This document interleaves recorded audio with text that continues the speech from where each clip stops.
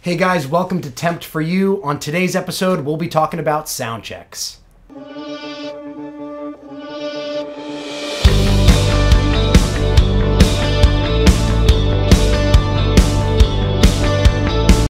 The sound check actually starts days before you arrive to the venue.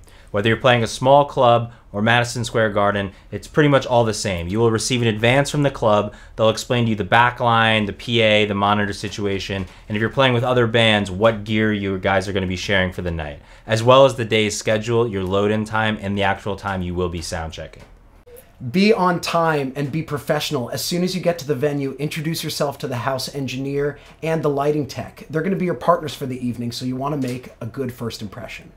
Wait for the sound engineer to tell you when to move your gear onto stage. When you set up, play at a low level because the sound engineer will be walking around on stage, placing mics, running cables, and you don't want to accidentally blast him with a super loud power cord.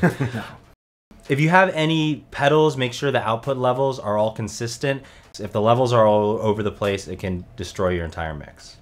So once everything's set up, it's time to actually sound check. And everyone's familiar with check 1, 2. This is when all that happens. Check, check. 1, 2, 1, 2. Play the guitar. Nice. That's perfect. Cool. Give us some kick drum, give us some bass. Give us some vocals. Check.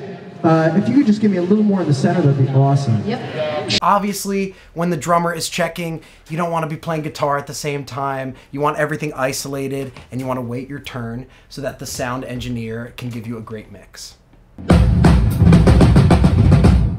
At any show you play, you will have two mixes. One will be the front of house mix, which the audience will hear. The other will be the monitor mix, which you will hear. Sometimes the monitors are done by a separate engineer, and sometimes they're done by the front of house engineer as well. You want to make sure that you have a good monitor mix, and it's important to keep your stage volume low and have it be reinforced by the monitors. If you're having a hard time hearing yourself, don't necessarily turn up your amp. Check with the engineer and let him know if you need to hear yourself more, and he can reinforce your sound for you in your monitor. Comfortably bring it down a little bit. The stage volume? I don't want you to lose your mojo, but any stage volume is always the enemy. That's super important because if you're so loud on stage, the mixer will have no control about what you sound like in the front of the house. Ask the sound engineer if there are any things you need, if you need your vocal louder, your guitar's louder, but say please, number one, and don't talk over each other. Stage right? Need any? Yes, please. You guys, if you're happy, I'm happy. Awesome. Yeah, we're very happy. Okay. Thank you. Thanks, Katie. Thank you. Once you're finished checking, coordinate with any other bands you might be playing with to discuss what gear you're going to be sharing. This way you ensure that the transitions between bands are as smooth as possible.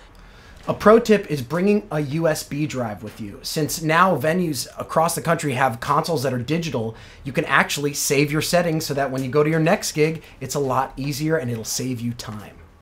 Every sound check, you will be allotted a specific amount of time for your band to check. If you're playing with other bands, be courteous about when that time ends so you don't run into their time. And at the end of the show, make sure you thank everyone that you worked with, sound engineer, lighting tech, other bands. Just be nice. If you have any specific lighting requests, don't be afraid to ask the lighting tech. If you have an intro, if there's a certain part in a song that you want super moody, ask them because at the end of the day, everyone's working to make the best show possible. Yes, sir!